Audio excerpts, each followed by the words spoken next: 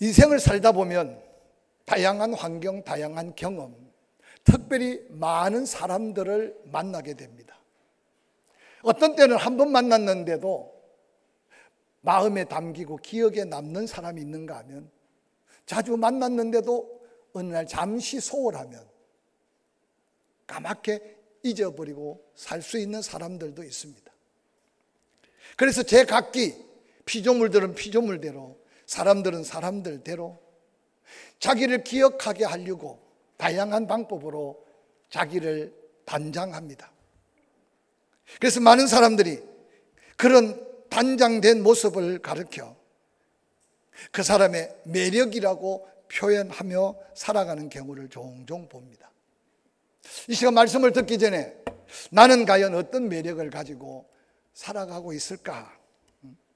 스스로 한번 자신을 돌아볼 수 있기를 바랍니다. 지난 세월 나를 기억하고 있는 많은 사람들이 나의 어떤 모습, 또 나를 기억하고 있는 그 모습이 진정한 내 모습일까 한번 추측해 가면서, 자연도 끊임없이 하나님의 창조의 섭리대로 꽃만 피우는 게 아니라 향기를 바라고, 향기만 바라고 끝나는 게 아니라 아름다운 열매를 맺어서 많은 사람을 유익하게 합니다. 예수 그리스도께서 당신의 은혜로 택함받은 성도들, 영접하는 자고 그 이름을 믿는 자, 하나님의 자녀 되게 하신, 법적인 권한만 주신 게 아니라 예수 그리스도께서 아예 우리 안에 내주하셔서 우리와 함께 하시는 은혜가 믿음의 증거 있는 체험일 겁니다. 믿는 그 순간 예수님만 나에게 내주하심이 아니라 성령의 선물을 덧입혀 주셔서 성령이 아예 우리 안에 충만하게 임재하여 내주하심은 은혜 중에 은혜인 줄 믿으시기를 주의 이름으로 간절히 축원합니다. 성령께서 내주하실 때 그 성령은 우리를 감동시키셔서 놀랍게도 성령의 아름다운 열매를 우리 인격 속에 새롭게 단장시켜 줍니다. 사락, 희락, 화평, 갖가지 아름다운 열매들이 나도 모르게 내 삶의 변화와 내 인격의 변화를 가져옵니다. 그래서 예수 믿고 난 다음 주변에 나를 바라볼 때 달라진 모습 속에 놀라거나 때로는 높이거나 우러러 바라보게 되는 거룩한 두려움의 은혜를 덧입혀 주시는 것을 우리는 성경시대 고백뿐만 아니라 우리의 삶에서도 고백할 수 있을 겁니다. 그래서 그런 예수 그리스도로 충만하여 성령의 아름다운 열매가 인격으로 드러날 때 그 아름다운 모습을 그리스도의 향기라고 표현하기도 합니다. 세상 사람들은 꾸며진 향수를 뿌리지만 예수 믿고 구원받아 은혜 속에 살다 보면 자기도 모르게 자기 안에 예수 그리스도의 아름다운 향기가 드러나서 많은 사람들을 감동시키고 많은 사람들에게 기억 남게 하고 또한 많은 사람들에게 믿음의 매력을 경험하게 합니다. 오늘 본문에 등장하는 예수 그리스도의 제자들, 우리는 고난주간, 부활주간 몇 주간에 걸쳐서 제자들의 모습들을 다양하게 말씀으로 살펴봤습니다. 변화 중에 가장 놀라운 변화를 받은 사람을 베드로라고 계속 손꼽았는데, 오늘 말씀 속에 베드로를 한번 살펴가면서 우리의 삶 속에 어떤 변화가, 또한 그 변화를 통해 하나님의 어떤 영광을 드러내고 사는지 거룩한 도전의 말씀을 함께 받아가며 다시 한번 새로운 믿음의 도전이 우리 안에 있기를 주의 이름으로 간절히 축원합니다. 예수님의 제자들은 3년 동안 예수님과 동거동락할 수 있는 특별한 은혜를 경험하게 됩니다. 기적을 봅니다. 오병이어로 5,000명이 먹고 남는 기적의 떡도 먹었습니다. 중풍병자가 일어나 걷는 것도 보았습니다. 아니, 죽은 자가 살아나는 것도 보았습니다. 3년이란 짧은 세월이 아닌데 그렇게 예수님과 동행했던 제자들, 놀랍게도 기적을 보고 하늘의 신령한 음성을 듣고 수없는 복음의 비밀을 그들이 받았으나 예수 그리스도께서 십자가를 지시는 고난의 길에 끝까지 동행하지 못했던 안타까운 모습을 우리는 고난주간을 지나가며 세밀하게 살펴봤습니다. 그 이유는 간단했습니다. 그들의 생각 속에 예수 그리스도의 그 권세, 예수 그리스도의 그 놀라운 능력으로 지긋지긋하게 고통받는 로마의 압제에서 자유를 선포하고 3년 동안 주님과 같이 했던 그들이 공로로 누가 우 누가 자, 인생 세상적인 명예와 세상적인 성공을 그들은 꿈꾸면서 예수님을 따랐다는 사실을 우리는 기억하게 될 겁니다. 그런데 그들의 기대와 전혀 다르게 예수 그리스도께서는 너무 힘없이 대제사장들의 군병들과 로마의 군병들에게 끌려서 십자가를 지고 가는 그 모습은 그들이 이해할 수 없는 모습이었습니다. 예수 곁을 떠났던 다양한 모습들을 성경은 얼마나 세밀하게 보여주고 있지 않습니까? 그 모습 속에 우리의 옛적인 모습들도 아마 그림자처럼 보여주고 있지 않는가 생각해 보시기를 바랍니다. 그런데 그들은 예수 그리스도의 죽음으로 모든 게 끝난 줄 알았는데 놀랍게도 예수님은 말씀대로 사흘 만에 부활하셨습니다. 부활하신 예수는 그들 곁에 다시 찾아옵니다. 가장 의심 많은 도마에게는 손에 못자국 난 그 손에 못자국을 보여줍니다. 허리에 창자국 속에 손가락을 넣어보게 합니다. 낙심하고 엠마오로 가는 그 제자들에게는 친히 그곳에 걸음을 같이 하고 다시 말씀을 풀어 설명하면서 그들을 위해서 기도할 때 그들에게 성령의 감동으로 심령이 뜨거워지는 새로운 은혜를 부어주십니다. 40일 동안 심지어는 때를 지어서 당을 지어서 갈릴리로 떠나버린 베드로와 그의 친구들 갈릴리까지 찾아가셔서 예수님은 그들을 다시 돌이켜 사명을 회복시켜 줍니다. 부활하신 예수를 만난 자마다 놀랍게도 한 사람 한 사람 잃어버렸던 말씀이 생각나기 시작했고 그들에게 주어진 사명이 세상의 부귀와 영화 권세가 아니라 하나님의 거룩한 사명인 걸 깨닫기 시작합니다. 놀랍게도 이전에 하셨던 말씀도 기억났지만 부활하신 예수 그리스도의 말씀은 그들 마음을 사로잡았고 그들의 심령에 잊혀지지 않는 믿음으로 변화되기 시작했습니다. 40일 후에 예수님은 그들이 바라보는 가운데 성천하십니다. 그리고 제자들에게 부탁합니다. 이제는 이전처럼 예루살렘을 떠나 도망하지 말고 약속한 그 성령을 기다려봐라. 1명, 2명 제자들은 최후의 만찬을 버리면서 주의 음성을 들었던 마가다락방으로 모이기 시작했고 그들은 하루, 이틀, 3일 계속적으로 기도하기에 힘썼고 예수님이 성천하신 후 열흘째가 되는 오순절 날이 임할 때 약속한 성령은 그들의 눈으로 볼 수 있었고 귀로도 들을 수 있었고 그들의 가슴 벅찬 감격으로 성령 충만함을 받게 됩니다.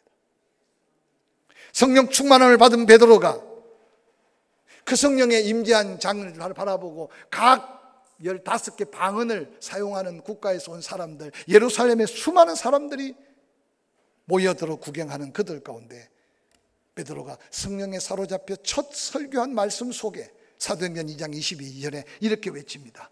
하나님께서 나사렛 예수로 큰 권능과 기사와 표적을 너희 가운데 베푸사 너희 앞에서 그가 메시아, 그가 그리스도이심을 증거하셨다고 선포하고 있습니다. 당시에 많은 사람들은 예수 십자가의 사건, 부활에 대한 소문, 그러나 그들과 아무런 관계없음을 생각하고 그 엄청난 복음에 대해서 이해하려고도 하지 않고 제대로 알지도 못하고 있었습니다. 어리석은 군중들 앞에 이전에 베드로도 예수를 3년 동안 따르고 십자가에 달리는 예수를 버리고 도망갔지만 부활하신 예수를 만난 후에 베드로가 깨달은 그 놀라운 신비로운 부활과 예수 그리스도에 대한 비밀을 베드로는 이제는 깨닫게 된 겁니다. 그래서 베드로는 모여든 수많은 사람들에게 당신들 앞에 당신들이 십자가에 못 박은 그 예수는 큰 권능과 기적과 표적을 보이시면서까지 그가 메시아 그리스도이심을 하나님이 증거하셨다고 외치고 있습니다. 오늘 이 아침에 여러분이 믿는 예수는 어떤 예수고 여러분이 따르는 예수는 어떤 예수인지 그 예수 그리스도를 통해서 여러분들이 감동과 깨달음과 확신 가운데 있는 그 예수 그리스도가 어떤 예수 그리스도인지 한번 다시 살펴보시길 바랍니다. 오늘 사도 바울 베드로는 그들 앞에 외치기를 내가 따르는 예수, 내가 섬기는 예수, 내가 믿는 예수 이적을 베푸시고 표적을 베푸시고 권능을 베풀어서 나를 나되게 하셨다. 내가 변화됨으로 이제는 예루살렘, 유다 땅끝까지 하나님이 위대한 역사의 변화를 일으키실 하나님이 바로 내가 믿는 하나님이라고 외치고 있습니다. 사도행전 2장 22절 베드로가 외쳤던 외침을 함께 볼까요? 이스라엘 사람들아, 이 말을 들어봐라. 너희도 아는 바와 같이 하나님께서 나사렛 예수로 큰 권능과 기사와 표적을 너희 가운데 베푸사 너희 앞에서 그를 증언하셨느니라 라고 외쳤습니다. 소문으로 듣고 때로는 지나가는 말을 듣고, 아니 그 중에는 자기의 형제가 죽을 병에 살아나고 그 중에는 기적의 떡을 먹은 자도 없지 않아 있었을 겁니다. 그런데 그들은 그 사건이 예수 그리스도가 그들을 위해 오신 하나님이 보내신 약속의 메시아 그리스도라는 사실을 그들은 믿지 못했습니다. 누가복음 4장 14절 15절은 이렇게 소개합니다. 예수께서 성령의 능력으로 갈릴리로 돌아가시니 그 소문이 사방에 퍼졌고 친히 여러 회당에서 가르치심에 뭇사람에게 칭송을 받으시더라. 특별히 갈릴리 사람들이 많았다는 사실을 기억하시죠? 예수님이 갈릴리에 많은 기적을 행하셨고 많은 권능을 행하셨습니다. 오늘 누가복음을 기록한 성령 받은 누가는 기록합니다. 예수께서 성령의 능력을 덧입어 갈릴리로 들어가셨을 때 그 기적과 그 권능의 역사는 많은 사람에게 사방에 소문이 퍼졌다. 회당에서 가르치실 때 그 기적을 보고 그 권능을 경험한 사람들은 예수님을 칭송했다. 그런데 마태복음 11장 20절에는 그 같은 역사를 일으켰던 예수 그리스도를 그들은 어떻게 알고 있는지, 예수께서 권능을 가장 많이 행하신 고을들이 회개하지 아니하므로 그때 책망하시되 화 있을진대 고라시나 화 있을진대 베세다야, 너희에게 행한 모든 권능을 두로와 시돈에서 행하였더라면 그들이 벌써 베옷을 입고 제2에 앉아 회개하였으리라고 탄식하셨습니다. 고라시는 갈릴리 북쪽 중앙 가브나움 위에 있는, 가브나움보다 좀 더 고산 지역에 있는 지역입니다. 그곳에 기적을 행하시고 이적을 행하셨습니다. 베세다는 여러분이 잘 알다시피 갈릴리 동북쪽 끝 베세다 빈들의 기적을 행하셨던 그 베세다 지역을 의미합니다. 예수께서 권능을 많이 행하셨다. 그들은 그 놀라운 권능을 보았고 그 기적의 떡을 먹었고 그 기적의 치유를 경험했던 사람들입니다. 그런데 안타깝게도 책망받습니다. 차라리 그들에게 행했던 권능을 지금의 시리아 땅, 이방인의 땅, 두로와 시돈 땅에 행하였더라면 그들은 벌써 베옷을 입고 회개하고 있을 것이라고 말하고 있습니다. 이 책망의 말씀은 당시 고라 자손 베세다의 사람들에게만 행하는 말씀이 아니기에 성경에 기록하고 오늘 이 아침에도 우리에게 들려주고 있습니다. 오늘 많은 그리스도인들이 기적을 기대합니다. 많은 그리스도인들이 권능에 대한, 능력에 대한 사모함이 있습니다. 그런데 이전에 경험하고 이전에 받았던 그 은혜를 우리는 얼마나 기억하며 감격하고 감사하며 주의 제자의 모습을 감당하고 사는지 돌아보게 합니다. 오늘날 고라시는 어디며 오늘날 베세다는 어떤 사람들일까요? 예수님 말씀하시기를 저 이방인의 땅 두로와 시돈에 이 같은 권능과 기적과 하나님의 능력을 행했다면 그들은 이미 베옷을 입고 회개하고 있을 것이라고 하는 두로와 시돈은 오늘날 어딜까 생각해 보시기 바랍니다. 신앙생활하면서 은혜의 기득권, 신앙생활하면서 수많은 기적들을 경험한 지난 인생들, 지나간 은혜는 어느 날 다 잊어버리고 이제 더한 은혜의 필요성조차 깨닫지 못하고 회개가 뭔지 말씀 앞에 설 수 없는 수많은 영혼들에 대한 탄식하시는 예수 그리스도의 마음을 한번 살펴보시기 바랍니다. 마태복음 13장 54절에는 이런 말씀이 기록됩니다. 예수님께서 공생애를 시작하며 고향 나사렛에 돌아가셨습니다. 그리고 그 나사렛 회당에서 가르치셨습니다. 예수님의 가르침이 얼마나 놀라운지 나사렛 사람들이 그의 지혜와 능력이 어디서 났을까 하고 다들 놀랍니다. 그런데 이어진 마태복음 13장 58절 예수님이 자기의 고향 나사렛에 방문했던 마지막 기사는 이렇게 마무리를 하고 있습니다. 나사렛 사람들 그들이 믿지 않으므로 말미암아 거기서 많은 능력을 행하지 아니하셨다. 믿지 아니함으로 많은 능력을 행하지 아니하셨다는 말을 원어적으로 좀 더 설명하면 그들은 하나님의 능력과 그 큰 기적과 기사를 경험할 수 있는 믿음이 없어서, 아니 예수 그리스도를 믿지 않아서 그 어떤 능력도 행하지 아니하셨다. 그리고 예수님은 이제 디베라로 걸어가서 그 디베라에서 베세다에 가 기적의 떡을 베풀면서 갈릴리 사람들에게 병든 자를 고치고 기적을 베푸셨던 역사를 소개하고 있습니다. 오늘날 나사렛 사람들은 어떤 사람들일까요? 놀라기는 해요. 신비롭게 생각하기는 해요. 그러나 예수의 능력과 예수의 권능에 대해서는 아무런 관심이 없어요. 오늘 이 세상에 풍요 속에 살고 있는 수많은 사람들, 기도할 제목도 잃어버리고 세상이 모든 것을 다 해결해 줄 것 같은 여유 속에 살아가고 있는 우리의 믿음의 현주소를 보게 하지 않는가 생각해 봅니다. 성경에 소개하는 예수 그리스도의 행적 속에 권능, 능력이라는 말은 헬라어로 두나미스라는 단어를 쓰고 있습니다. 이 두나미스라는 단어는 능력, 힘, 권력, 세력, 권세, 어떤 파워를 의미합니다. 그런데 더 놀라운 것은 이 세상에 그 무엇과도 비교할 수 없는 폭발적인 불가항력적 힘, 그 어떤 것도 제어 방해하거나 그 어떤 것도 제어할 수 없는 힘, 그게 바로 하나님이 믿음 안에 주는 권능, 능력이라고 말씀합니다.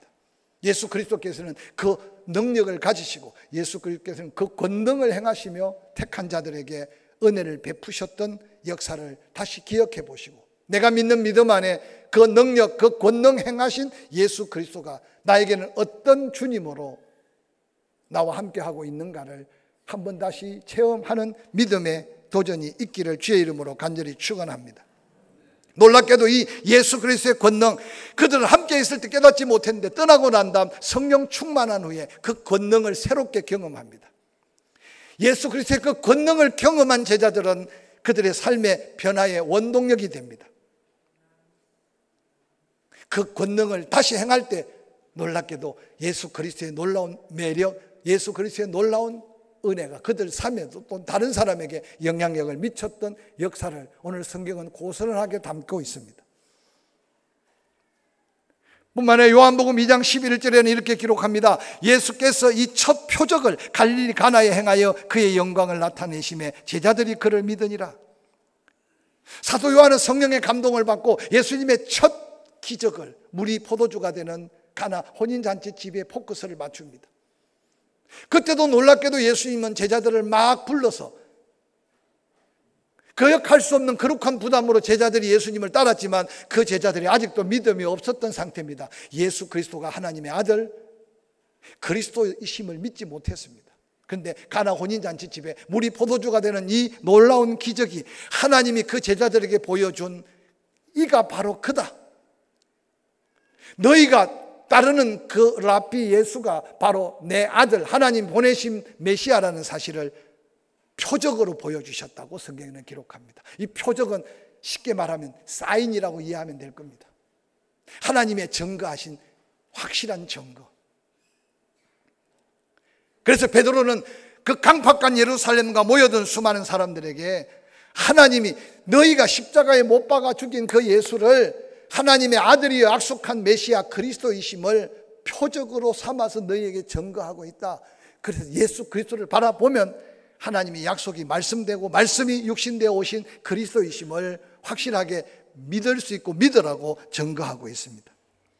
예수님을 찾아왔던 니고데모는 이런 고백을 남겼습니다. 요한복음 3장 1절 2절 말씀인데, 바리새인 중에 니고데모라는 사람이 있으니 유대인의 지도자다. 그가 밤에 예수께 와서 이르되 라삐여 우리가 당신은 하나님께로 오신 선생인 줄 아나이다.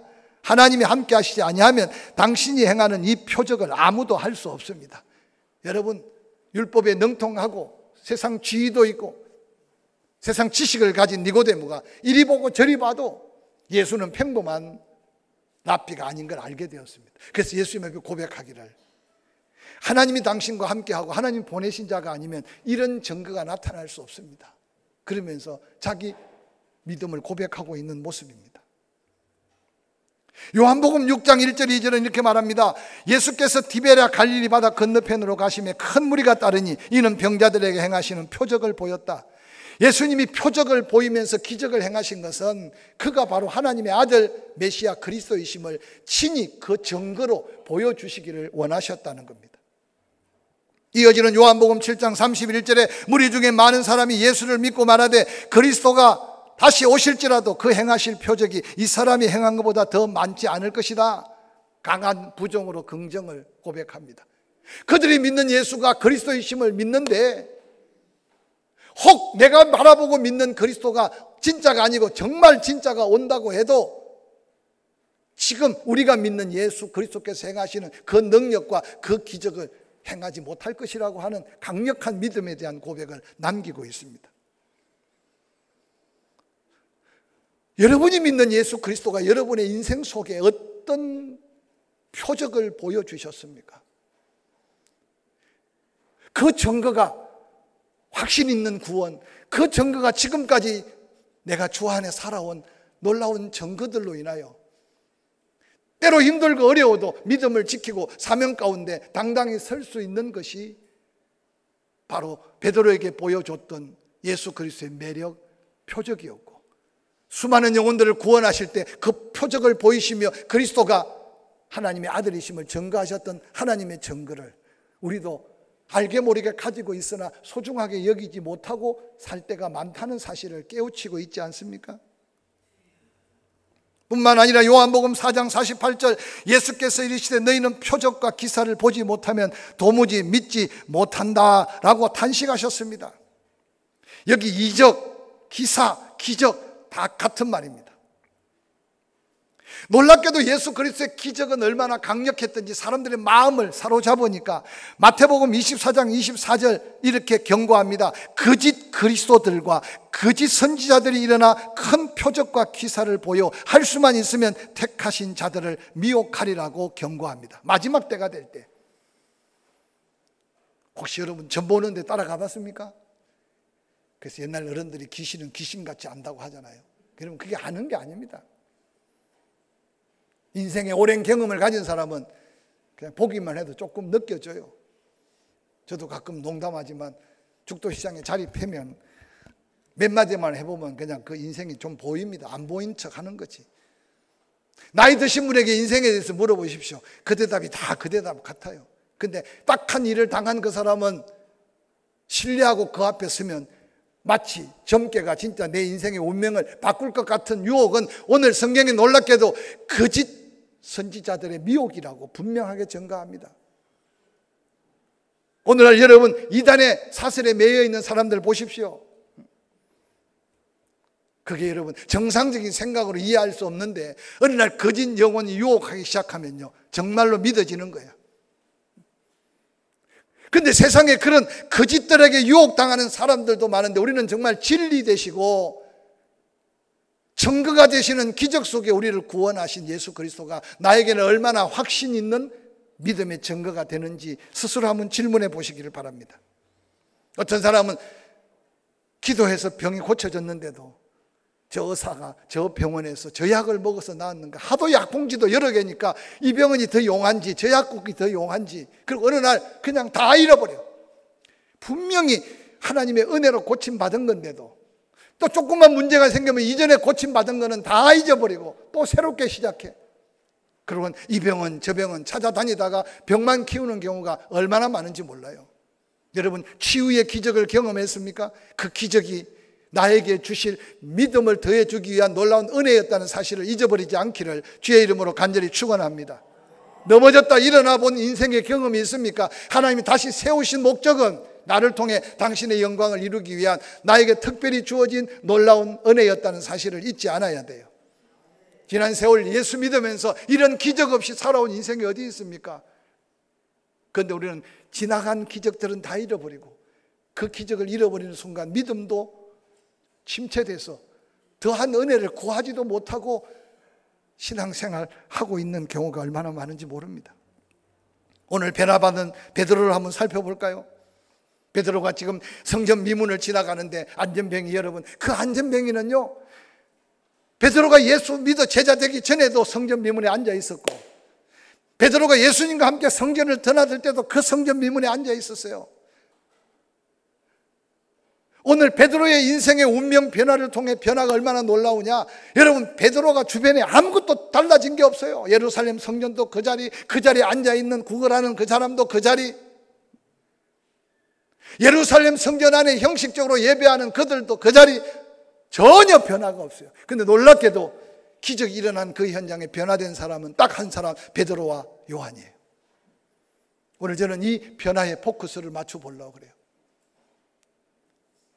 여전히 누가 지나가다가 감동받는 사람, 동전 몇 푼을 구걸하는 사람은 변함없이 앞에 지나간 사람도 주면 감사하고 안 줘도 그분이고, 베드로와 요한이 지나가는데도 손을 내밀고 있는 그의 모습은 늘 해왔던 그 모습, 변함없는 그 모습. 근데 놀랍게도 이전에도 아마 베드로가 지나갈 때 동전 몇 푼 있으면 던질 수도 있고, 없으면 그냥 아무 양심 가책 없이 성전을 지나갔을 것으로 추측해도 지나치지 않을 거예요. 그런데 오늘 성령 충만하고 기도하기 시작했던 베드로가 그 자리를 지나가는데 그 안전병이를 그냥 스쳐 지나갈 수 없는 게 변화받은 베드로의 믿음의 모습이었어요. 너는 은을 구하고 너는 금을 구하지만 나에게는 은도 금도 없다. 은영에도 제가 설교하면 말했지만 베드로가 정말 동전 몇 푼이 아깝고 동전 몇 푼이 없어서 예수 이름을 팔았다는 게 아닌 걸 우리가 알 수 있잖아요. 베드로도 이전에 어떤 자리가 중요했고, 베드로도 이전에 어떤 세상 것이 중요했어요. 근데 부활하신 예수 만나고 성령 받고 나니까 베드로 자신의 변화는 금과 은이 중요한 게 아니라 예수 그 이름이 자신의 운명을 바꾼 놀라운 능력을 경험하고 그 안전병을 위해서 외치고 있는 베드로의 외침 속에 우리가 들어야 할 외침, 우리가 외쳐야 될 소리가 있음을 다시 한번 기억하시기를 주의 이름으로 간절히 축원합니다. 너는 은을 구하고 너는 금을 구하지만 은은 없고 금은 없지만 나를 변화시킨 나사렛 예수 이름이 너에게 필요하다. 베드로는 여러분 변함없이 주어진 환경 속에 하나님의 놀라운 역사를 기대하며 그 권능의 하나님, 그 표적을 보이시는 하나님, 그 기적을 행하시며 영혼을 살리고 하나님의 영광을 드러내며 위대한 변화를 이루시는 하나님을 그곳에서 선포하고 있는 베드로의 변화가 일상을 살아가는 우리에게 다시 한번 도전해야 될 거룩한 변화가 아니겠습니까? 자녀들도 여전히 그 자리, 직장도 여전히 그곳, 사업장도 여전히 그래요. 내 주변의 사람들 여전히 그 사람이 그 사람이에요. 그냥 묻혀 살듯이 살지 말고 여러분 한 사람의 변화가 여러분 주변을 바꾸고 갈 거고, 여러분 한 사람의 변화가 여러분의 삶의 환경에 새로운 역사를 이루어 갈 수 있다는 사실을 기억하며 변화받은 제자들이 예루살렘을 바꾸고 유다를 바꾸고 이민족까지 복음의 역사를 이룬 그 역사를 한번 마음에 담고 새로운 변화를 도전하시기를 주의 이름으로 간절히 축원합니다. 베드로가 그 같은 놀라운 변화와 기적을 일으키는데 베드로가 뭔가 필요한 게 있었습니까? 옷이 달라져야 하거나 그가 가진 어떤 더 여유로운 삶이 필요했을까요? 저는 성경에 보면요, 하나님은 보내심 그대로, 하나님은 있는 모습 그대로를 쓰시는 하나님이 위대한 하나님이고 전능하신 하나님. 그래서 어떤 사람은 이렇게 고백하지 않습니까? 하나님의 것을 채우시려고 나를 비우셨다. 나를 약하게 만들어 하나님의 전능하신 능력을 드러내 보이게 하셨다. 나를 병들게 하셔서 그냥 건강함보다 병들었다 치유받을 때 하나님의 살아계심을 경험해서 내 목숨 걸고 주의 사명 감당하려고 하기 위해 나를 병들게 하셨다. 그래서 약한 것도 은혜, 없는 것도 은혜, 모자라는 것도 은혜, 할 수 없는 것도 은혜. 이게 바로 위대한 변화를 도전할 수 있는 믿음의 사람들의 고백이었어요. 그런데 오늘 우리는 얼마나 핑계거리가 많습니까? 여러분 삶의 핑계거리를 극복할 수 있는 나의 나됨에 대한 가치를 믿음 안에서 회복할 수 있기를 주의 이름으로 간절히 축원합니다. 베드로가 달라진 건 하나도 없었어요. 하나님의 성령에 사로잡힌 것뿐이었어요. 아니 믿음밖에 아니었어요. 외모로 볼 때 그의 삶의 현실은 이전보다 더 처량하고 이전보다 더 가련한 모습이었을 거예요. 우리에게 주어진 환경은 우연이 아닙니다. 약하면 약할수록, 힘들면 힘들수록, 안 되면 안 될수록 약한 나를 통해서 하나님의 능력을 드러내 보이시기를 원하시는 그 뜻을 깨달아 도전하는 저와 여러분이 되기를 주의 이름으로 간절히 축원합니다. 베드로는 성령 받고 난 다음 변화되니까 예수 그리스도 그 이름의 권세가 무엇인지를 깨닫기 시작했어요. 예수님은 끊임없이 제자들에게 당신의 이름을 사용하라고 말합니다. 특별히 요한복음 16장 24절에 아무것도 내게 묻지 아니하게 한 날이 올 거다. 그러나 내가 진실로 진실로 너에게 이르노니 너희가 무엇이든지 아버지께 구하는 것을 내 이름으로 주시리라. 지금까지 너희가 내 이름으로 아무것도 구하지 아니하였으나 구하라. 그리하면 받으리니 너희 기쁨이 충만하리라고 말했습니다.